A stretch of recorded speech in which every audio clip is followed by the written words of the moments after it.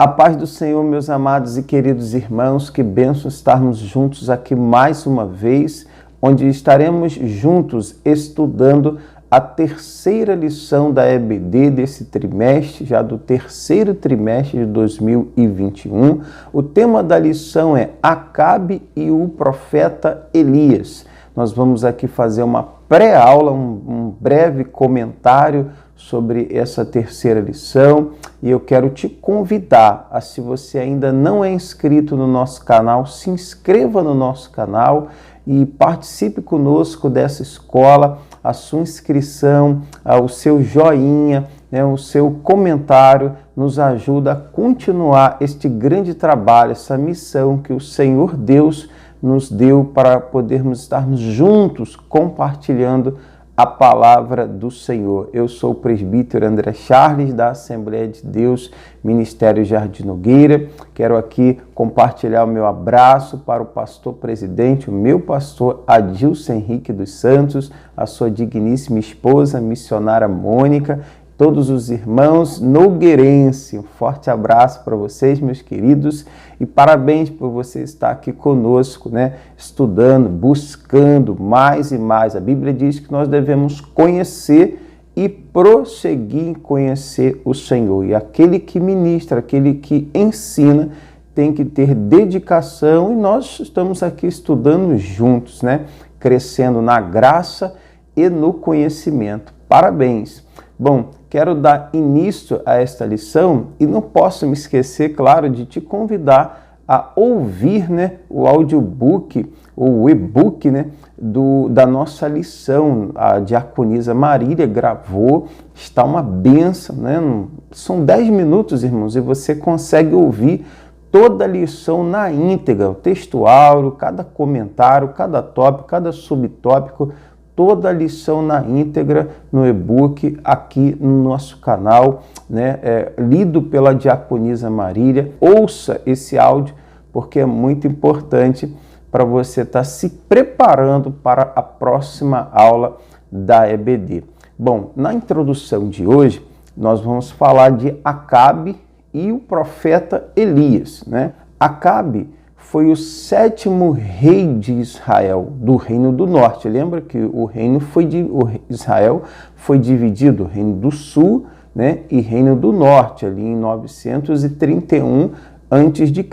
O Reino do Sul era reinado por Roboão e o Reino do Norte por Jeroboão. Foi assim que começou a divisão do reino. No tempo do rei Acabe, era o rei Josafá, que estava reinando do Reino do Sul, e Acabe no Reino do Norte. Ele foi o 7º rei do Reino do Norte, começou o seu reinado após a morte do seu pai, Onri, Ele reinou durante 22 anos ali no Reino do Norte, E Acabe, amados, ele foi um rei terrível. Ele conseguiu bater o recorde de todos os reis até ele.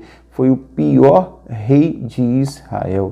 Nós vamos estudar aqui alguns pormenores que nós vamos entender por que ele conseguiu ser o pior rei de Israel. Certamente que a sua esposa, a Jezabel, contribuiu muito para que ele se tornasse o pior rei de Israel. Um recorde que ninguém gostaria de ter, não é verdade? Mas infelizmente ele alcançou esse recorde.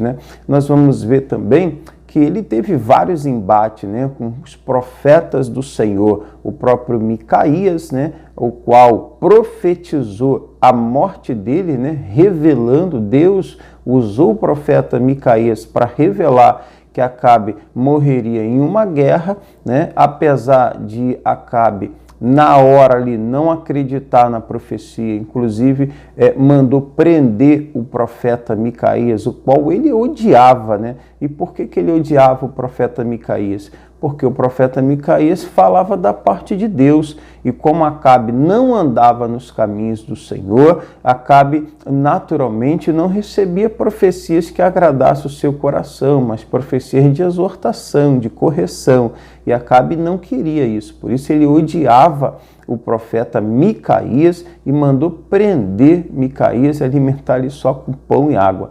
Nós vamos ver que Acabe ele vai para esta guerra, né? Mas nessa guerra ele ficou com medo de que a profecia se cumprisse, e ele vai disfarçado de soldado, ele não vai com as vestes, com a armadura real, ele vai disfarçado de soldado, mas uma flecha solta ao acaso, ela encontra o endereço certo, né? Encontra ali o peito de Acabe, e Acabe vem a morrer, irmãos. Veja só, uma história de um rei que reinou durante 22 anos, poderia ter sido diferente, mas porque ele não andou nos caminhos do Senhor, o final é a morte, né, irmãos? E veja que Acabe, ele deixa 3 filhos. Ele casou, né, com a Jezabel, deixa o Acasias, deixa Jorão e deixa também Atalaia. Esses 3 filhos, irmãos, que não foram boas coisas, né? Acasias, ele vem morrer logo assim que assume o reinado, não dura muito, após a morte do seu pai, ele assume, mas morre porque ele sofre um acidente na sua residência, e ele fica doente, e ele manda buscar ajuda, né, nos profetas de Baal, ou seja, nos demônios lá da Fenícia. E nisso os mensageiros encontram o profeta Elias, né? O profeta Elias vai ao encontro desses mensageiros e manda um recado para Acasias. Acaso não tem Deus em Israel? Então, ou seja, se ele estava doente, deveria buscar ajuda no Senhor. Mas como ele vai buscar ajuda nos profetas de Baal, então o profeta Elias diz para ele que da cama que ele estava, irmãos, ele não iria sair mais, ele iria morrer, e foi exatamente o que aconteceu. Acasias morreu dessa maneira. Jorão, o filho de Acabe, que sucedeu ao trono após a morte de Acasias, também não teve um reino longo, irmãos, morreu muito logo, não durou nem 2 anos ali no trono, reinando, e já veio a morrer também porque o profeta Eliseu vai enviar um auxiliar, né, um profeta discípulo de Eliseu, ao encontro de Jeú, vai ungir Jeú para que Jeú pudesse estar assumindo o trono de Israel, ou seja, mudando a dinastia. E Jeú vai ao encontro de Jorão e vai matar Jorão com uma flecha, né, no coração de Jorão, vai entrar no palácio, vai também matar Jezabel, que Jezabel vai estar lá no seu palácio, e Jeú vai dar ordem àqueles eunucos para que lançasse Jezabel de lá de cima da sua janela, e Jezabel cai, morre na hora. Jeú passa por cima dela com seu carro de guerra, né? E nós vamos ver que quando Jeú lembra-se, depois dele entrar, comer, e lembra de mandar enterrar Jezabel, fazer um enterro, os soldados vão verificar que os cães já haviam comido, né, devorado a Jezabel, só havia restado o crânio, as mãos e os pés. Tudo isso para que se cumprisse a palavra do profeta Elias, que nós vamos ver um pouco mais na frente, o momento exato que ele profetizou todo esse resultado do pecado na casa de Acabe. Veja, o resultado: Acabe morreu, seus filhos morreram, a sua esposa morreu. Atalaia, que foi a filha de Acabe, essa que casou com o filho de Josafá, ela também veio a ser morta lá no Reino do Sul. Ela aprontou muito, fica para um próximo comentário de uma outra lição, mas ela acabou fazendo muitas coisas que não agradou o Senhor, né? Ela realmente, não negava que era filha de Jezabel e de Acabe, e também veio a ser morta lá no Reino do Sul, a mando do sumo sacerdote Joiada, né? Então veja o fim trágico de toda uma família, porque eles decidiram não andar no caminho do Senhor, né? Então, irmãos, vamos para o nosso primeiro tópico, né? Dito esta introdução, essa breve introdução a respeito da vida, né, do rei Acabe, vamos para nosso primeiro tópico. O nosso primeiro tópico vai falar sobre a perversidade de Acabe e de Jezabel. Nós sabemos que Acabe, filho de Onri, ele tinha esse mau costume, né, de fazer alianças com outros povos, com outras nações, em busca de segurança, né? Segurança bélica, segurança econômica, né? E porque ele não confiava em Deus. E Acabe seguiu esses costumes, seguiu esses conselhos, né, do seu pai Onri, e ele também fazia alianças com as nações vizinhas, com os povos pagãos, isso que era contrário à vontade de Deus, era contrário à lei do Senhor para os reis de Israel. Mas por que Acabe fazia essas alianças com os povos vizinhos, irmãos? Porque Acabe não confiava no Senhor. Acabe não confiava que Deus ia prover, né, a economia de Israel. Acabe não confiava que Deus era o guarda de Israel, que era Deus que guardava e protegia Israel.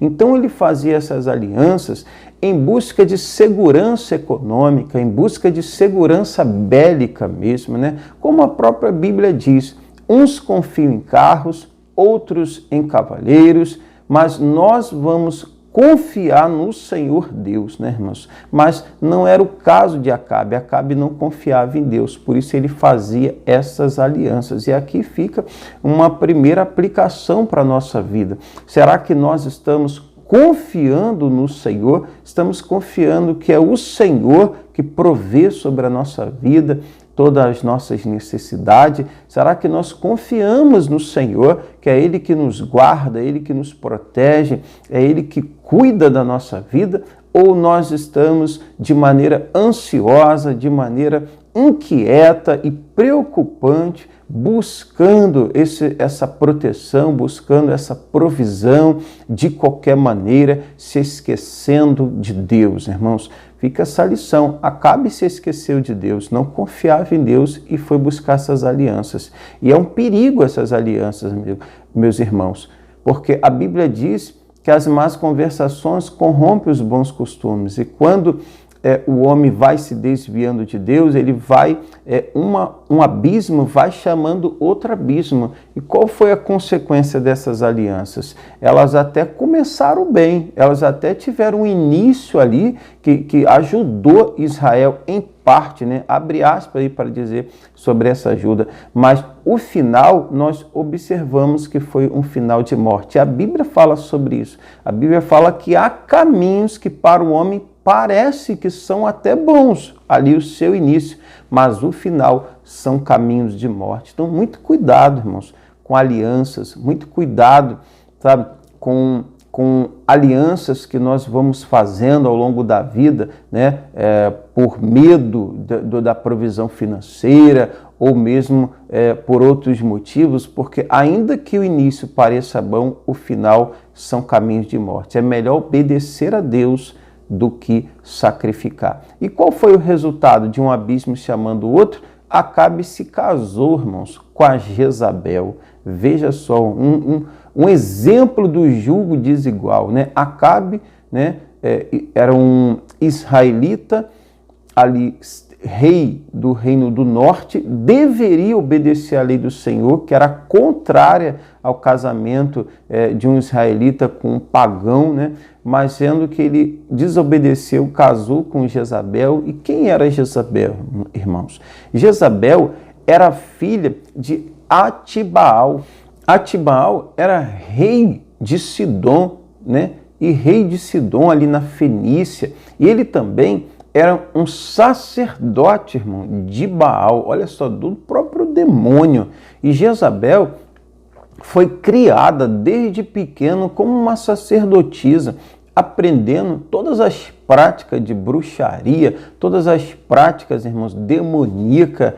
Cresceu, sabe, tendo isso entranhado na sua própria vida, na sua maneira de enxergar, de perceber, de pensar a vida.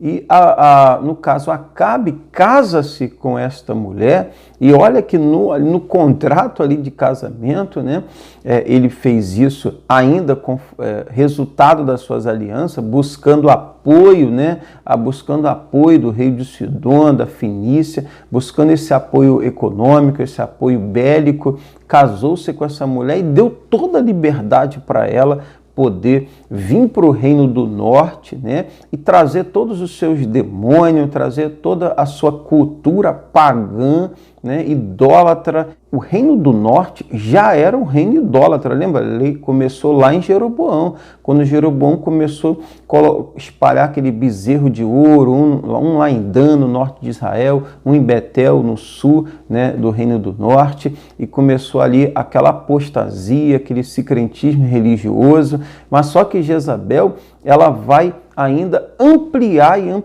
com força a idolatria em todo o reino, irmãos. E a idolatria é algo terrível, irmãos.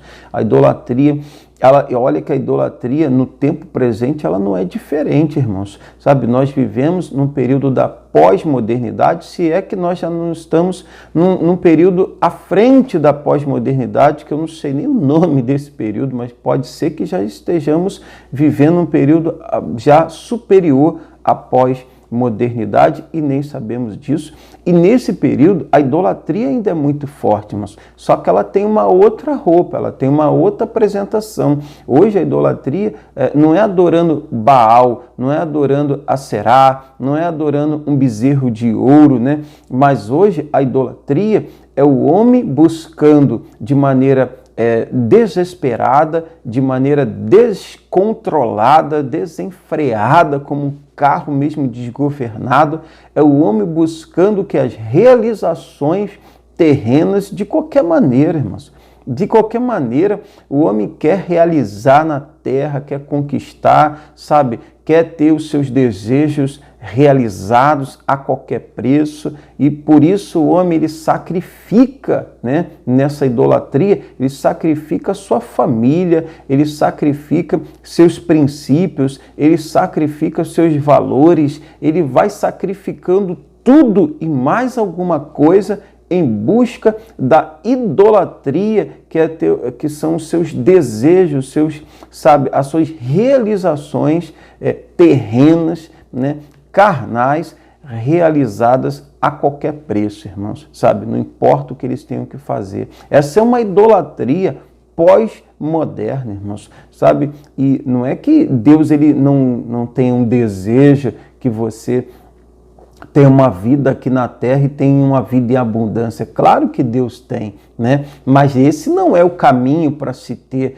essa vida em abundância, tendo nessas coisas o seu próprio ídolo, o seu próprio Deus. Não, a Bíblia diz que nós devemos buscar o reino de Deus e a sua justiça em primeiro lugar, né? Quando o reino de Deus e a sua justiça é a prioridade na nossa vida, aí sim Deus ele vem e supre as nossas necessidades. É o Senhor que nos abençoa, é o Senhor que nos dá saúde, é o Senhor que nos dá toda a prosperidade, né? Ele supre as nossas necessidades. Isso vem de Deus, né? Quando o nosso maior propósito, a maior realização nossa é estar no centro da vontade de Deus, é agradar a Deus. Logo, o Senhor supre as nossas necessidades e, de vez em quando, né, o Senhor dá até muito mais do que o que nós pedimos ou pensamos, porque Ele é bom, irmãos. E a Bíblia diz que os pensamentos de Deus a nosso respeito são pensamentos bons, são pensamentos de paz, pensamento para atender as nossas necessidades, irmãos. O Senhor é bom e Ele tem prazer em nos abençoar. Mas o caminho é agradar a Deus, sabe? É ter em Deus esse nosso prazer em servi-lo, em ser seu filho, em ter uma vida de intimidade com Ele, né? Esse é o propósito. Quando a nossa prioridade é outra, né? É a terra, é a vida terrena, quando essa é a nossa prioridade, nós nos esquecemos de Deus e caímos na idolatria, porque tudo aquilo que nós colocamos no lugar de Deus se torna um ídolo e naturalmente também nós nos tornamos idólatras. E a idolatria pós-moderna está aí de maneira muito disfarçada, né? De maneira camuflada, mas está aí e está aí com força, irmãos. Mas, então, voltando ao texto, né? Então ali Jezabel, ela amplia com força a idolatria, mas ela não se contenta apenas em ampliar a idolatria, irmãos. Ela também vai perseguir os profetas do Senhor, né? Ela vai perseguir e ela vai matar, irmãos, os profetas do Senhor, né? É claro que muitos profetas fugiram para o reino do sul, né? Lá se escondendo, fugindo dessa Jezabel, essa mulher terrível, né? O próprio Obadias, né? Era um servo na casa de Acabe, no palácio de Acabe, era um mordomo real, alguém que tinha, assim, sabe, um certo nível ali de autoridade. Ele era o líder da casa de Potifar, ele tinha um certo poder na casa de Potifar, então ele conseguiu, né, esconder muitos e muitos profetas em cavernas nesse tempo de perseguição, e conseguiu ali também, né, com a ajuda de Deus, porque sem Deus nós nada podemos fazer. O próprio Jesus disse, né, sem mim nada podeis fazer.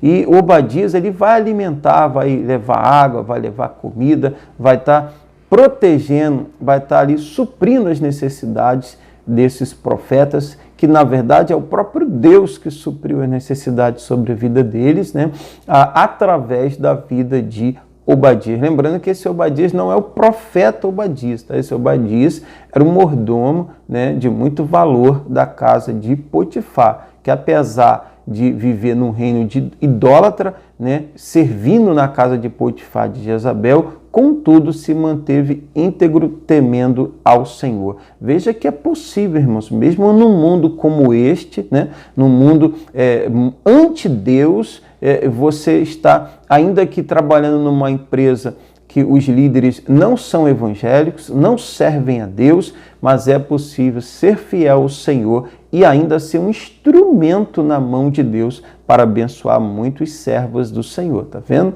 Bom, e ali Jezabel ampliou a idolatria, perseguiu, né, matando muitos profetas, e hoje, irmãos, não é diferente, né? Nós vemos que em muitos lugares no mundo a igreja ainda é perseguida, né? A igreja perseguida, os missionários, muitas pessoas estão vivendo ainda escondidos, estão pregando de maneira ainda, sabe, de maneira que precisa se esconder para poder pregar, porque em muitos países a igreja, o evangelho é perseguido e é morto, irmãos. Isso está na internet, todo mundo sabe disso, né? Infelizmente, né, as autoridades mundiais fazem ainda vista grossa diante dessas atrocidades, mas a igreja do Senhor ainda é perseguida, assim como foi ali no tempo de Jezabel. Nós mesmos, aqui mesmo no Brasil, em outros lugares do mundo, onde há uma liberdade religiosa, se você se colocar na brecha, se você for um crente mesmo de verdade, se você se colocar na posição, né, que Deus te chamou como profeta do Senhor, se você for íntegro diante de Deus, você sabe que você vai ser perseguido também, né?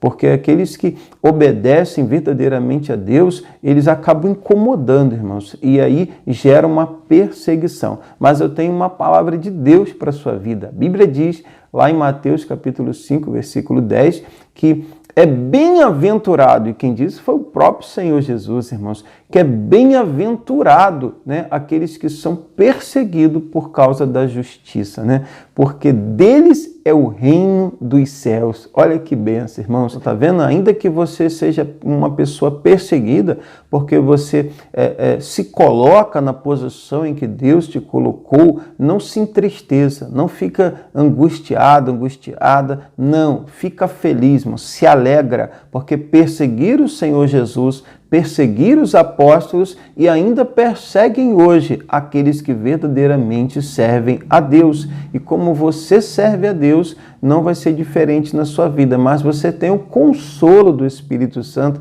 você tem o Senhor Jesus com você e você tem os irmãos que são a igreja verdadeira do Senhor Jesus para estar junto em comunhão e te ajudando nessa caminhada, né? E aí nós vamos vermos que Jezabel, ela agora vai piorar as coisas já não estavam boas, mas ela ainda vai piorar as coisas no reino, porque Acabe, com aquele desejo dele desenfreado de realizações terrenas, ele vai cobiçar a vinha de Nabote. A vinha de Nabote ficava ali ao lado do palácio, né, de um dos palácios de Potifar. E ele vai desejar ele vai tentar negociar, comprar essa vinha de Nabote. Mas Nabote não podia negociar essa vinha, irmãos, porque era uma herança de família, era algo que já foi dos seus antepassados e ficou para ele. Naturalmente, ele também deixaria para os seus filhos, para os seus netos, né? Era uma espécie de usos e frutos. Então, ele não podia interromper, né, e vender a vinha dele, né, que era da sua família. Mas Acabe não gostou, porque Nabote ainda era temente ao Senhor, irmãos, e Acabe não gostou de ter ali o seu desejo negado, né? E ele ficou muito triste, ficou decepcionado, foi para casa, ficou angustiado, chegou lá no seu palácio, não queria comer, não queria fazer nada, estava angustiado. E aí Jezabel, percebendo essa situação, irmãos, ela vai armar uma trama do mal, irmãos. Ela vai conspirar, ela vai comprar testemunhas falsas e vai fazer acusações falsas contra Nabote e a sua família, inclusive usando a própria lei do Senhor, irmão. Você vê que ela, que era uma idólatra, não temia Deus, mas quando quer usar a palavra do Senhor ao seu favor, irmãos, como uma arma ainda contra os próprios servos de Deus, ela usa, irmãos. E ela usou a lei do Senhor e por conta disso,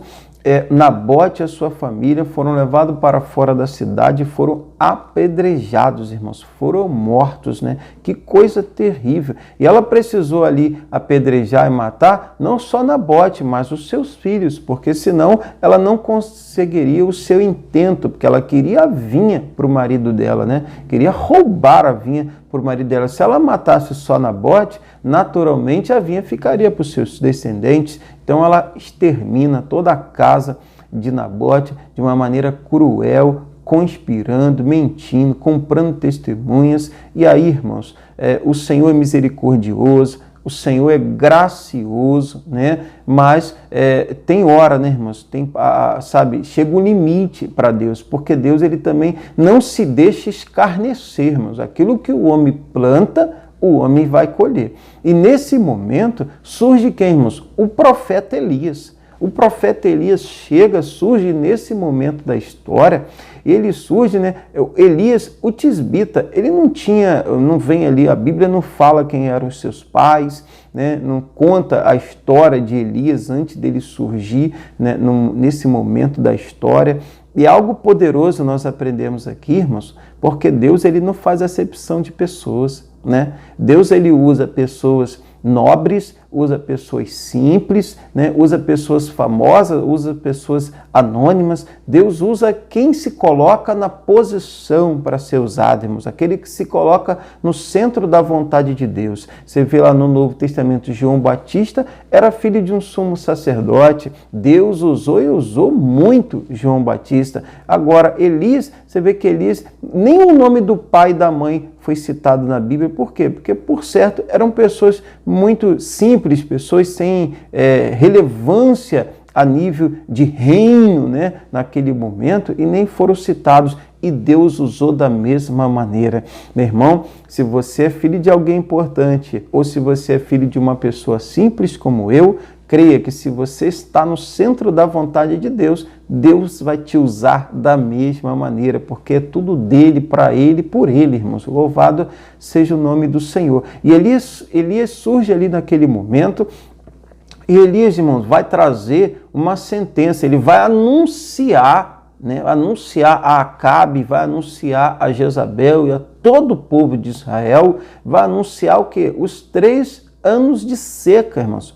Já não chovia há 6 meses aproximadamente, e ele vai anunciar ali que não iria chover por mais 3 anos, né? Olha só que situação, sabe, difícil para aquele povo. Ele também anuncia o futuro da casa de Acabe, sabe, o resultado da vida, a vida errante, a vida de idolatria, a vida de rebeldia, de desobediência da casa de Acabe, ia acabar que Acabe ia perder a dinastia do reino, ou seja, outro rei ia se levantar, ele iria morrer, o sangue dele ia ser lambido pelos cães, da mesma maneira como eles fizeram com Nabote, né? A própria Jezabel iria morrer, ia ser comida por cães, né? Como tudo realmente aconteceu, né? E Acabe, irmãos, fica desesperado com essa profecia, né? Ele ali realmente até se humilha diante de Deus,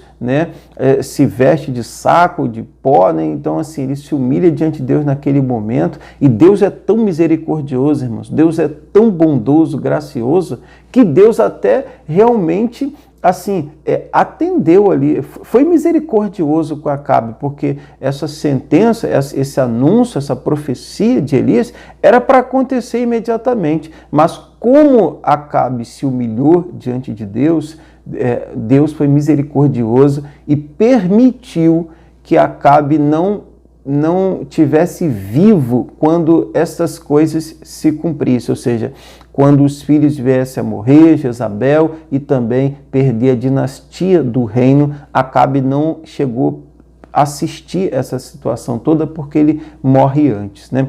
E aí, irmãos, aqui nós concluímos, né, esse primeiro tópico e já vamos para o segundo tópico da lição. O segundo tópico da lição, né, estamos na terceira lição da EBD, do terceiro trimestre,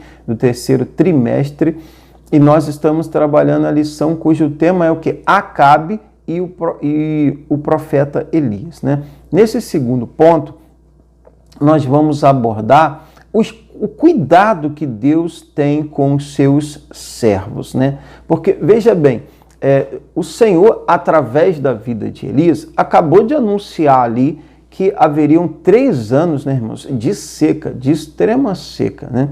Um tempo difícil. E Deus, ele vai enviar Elias lá para o ribeiro de Querite. Algo que me chama a atenção, irmãos, é que Elias, ele tinha intimidade com Deus. Ele tinha uma vida de oração com Deus, irmãos. Senão, ele não ia ouvir a voz de Deus, senão ele não iria ser guiado pela voz de Deus. Veja a importância de nós termos, sabe, intimidade, uma vida de oração, né? Como Elias tinha, para que nós possamos estar ouvindo a voz de Deus e sendo guiado pela voz de Deus. Iria começar um tempo de escassez, um tempo muito difícil em Israel, de fome, sabe? E Elias ali foi conduzido por Deus para o ribeiro de Querite, né? Olha o tempo que nós estamos vivendo, irmãos, um tempo de pandemia, graças a Deus aí pela vacina, né? Muitas pessoas já foram vacinadas, outras estão sendo vacinadas, né? A economia começa a dar um sinal de melhora, mas assim, estamos ainda vivendo um momento muito difícil no Brasil e no mundo, e mais do que nunca precisamos estar tendo uma vida de oração, uma vida de intimidade para ser guiado por Deus nesse tempo difícil em que estamos vivendo também, né?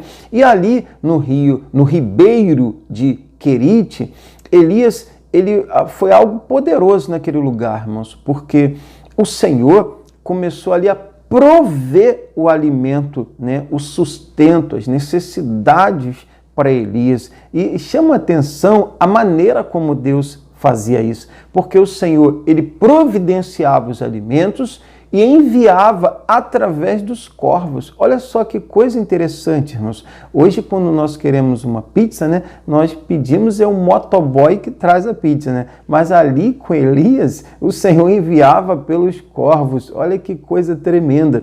E Elias recebia, irmãos, essa provisão que não vinha dos corvos, a provisão vinha do próprio Deus, irmãos, para a vida de Elias. Como que Elias teve que aprendermos a confiar no Senhor todos os dias, porque os corvos traziam hoje o alimento, mas traziam de hoje, não traziam de amanhã. E Elias tinha que confiar no Senhor, que o amanhã pertencia a Deus e que o amanhã Deus ia prover sobre a sua vida, assim como proveu no dia de hoje. Elias, ele foi desenvolvendo essa confiança no Senhor, né? Porque, queridos, ainda que Elias confiasse no Senhor, conhecia o Senhor, mas, todavia, Deus, ele é tão grande, irmãos, tão tremendo, e nós temos que continuar conhecendo e prosseguindo em conhecer o Senhor. E era exatamente isso que Deus estava fazendo com Elias. Deus estava dando uma oportunidade ali no secreto para que Elias crescesse mais e mais em comunhão com Deus, em conhecimento de Deus, em confiança com o Senhor, irmãos. Ele queria preparar Elias para um grande projeto, para um grande propósito que nem Elias sabíamos, que seria o Carmelo, né? O que aconteceria no Carmelo, que inclusive é a nossa lição, próxima lição, a lição 4, né?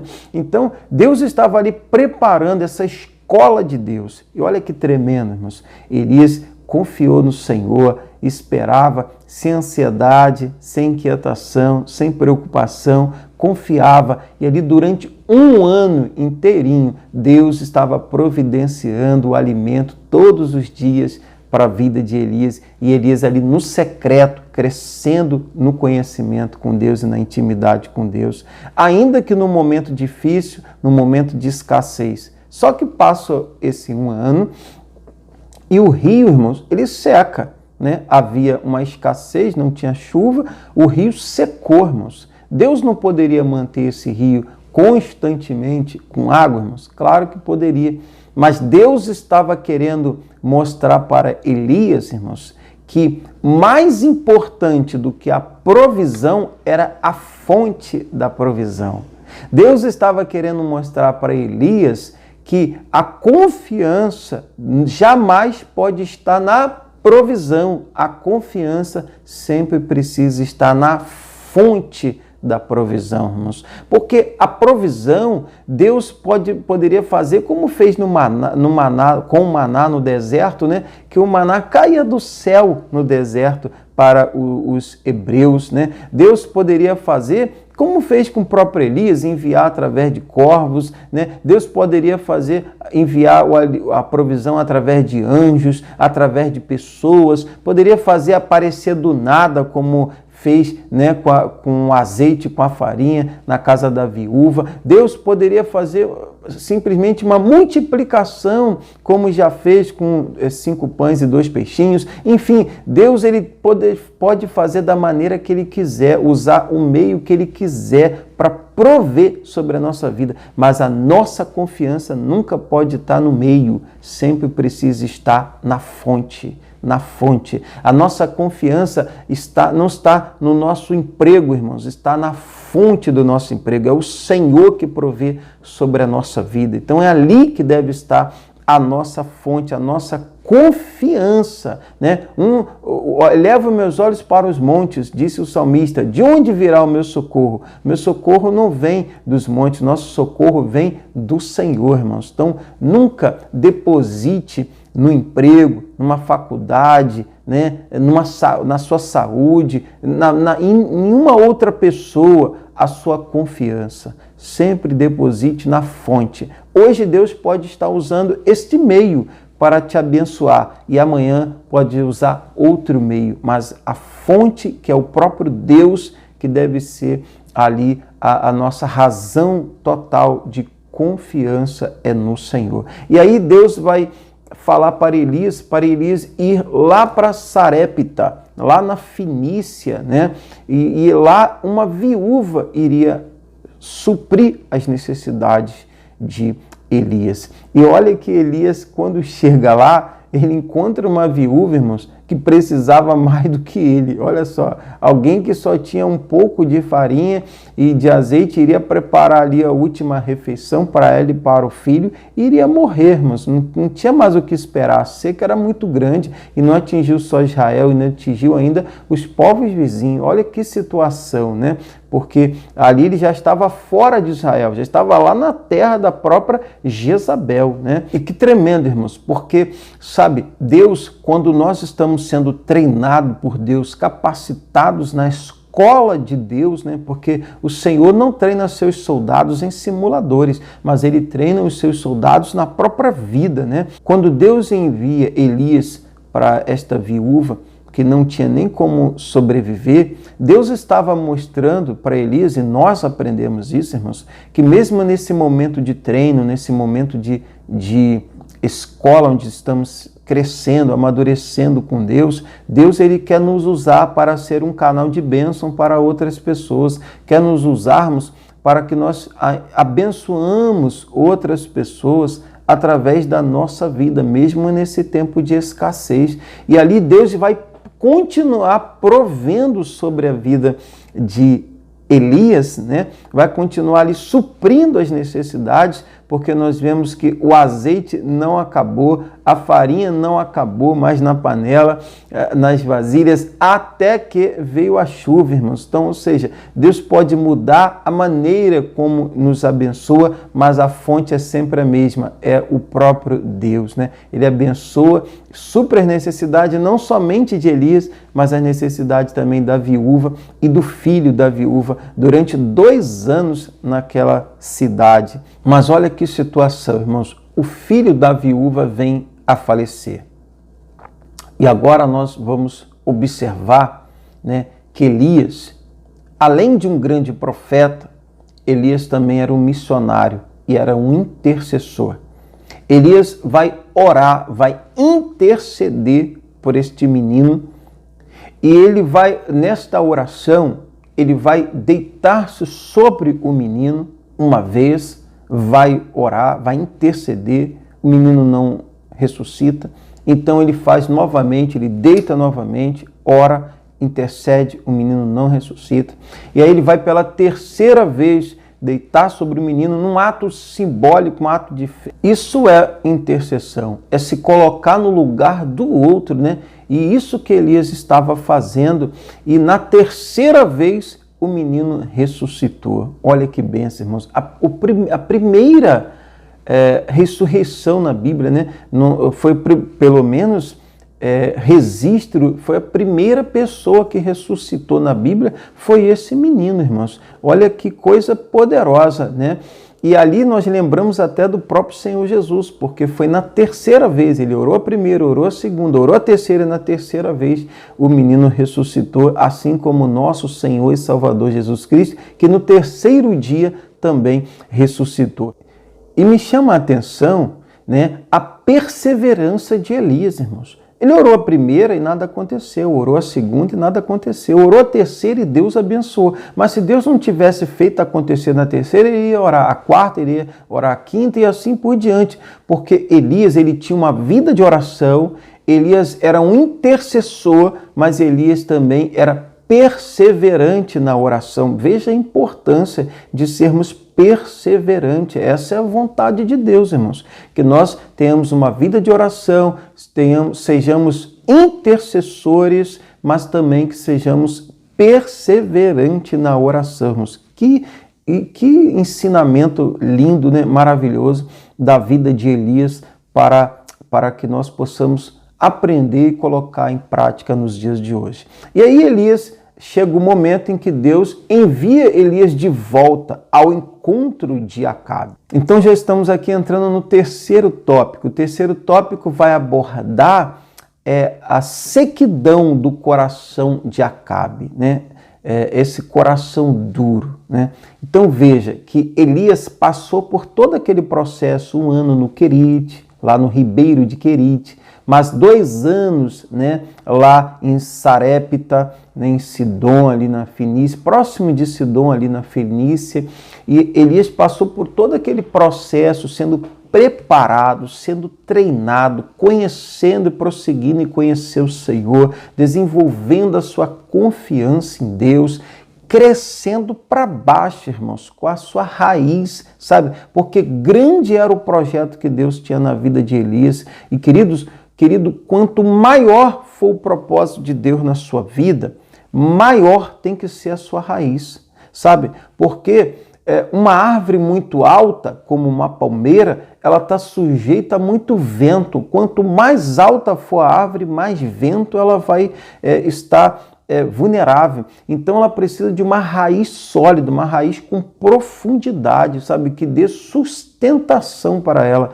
E foi isso que aconteceu. Elias cresceu com a sua raiz, cresceu para baixo, sabe, irmãos? E isso é poderoso, sabe? No secreto. Enfim, irmãos, Elias, ele tem a sua preparação ali, né, muito bem feita, e agora ele vai ao encontro de Acabe. E veja que quando ele chega diante de Acabe, irmãos, logo chama ele de o perturbador de Israel, né? Olha como que Acabe estava, irmãos, com o coração duro, pedrificado, seco, sabe? Ele não havia se arrependido, sabe? E isso é um perigo para a nossa vida, irmãos, quando não há arrependimento, sabe? Acabe, ele não se arrependia, ele justificava. E isso é um problema quando nós trocamos o arrependimento por justificação, sabe? Você errou, recebe uma palavra e aí vai se justificar. Não, nós temos é que nos arrependermos,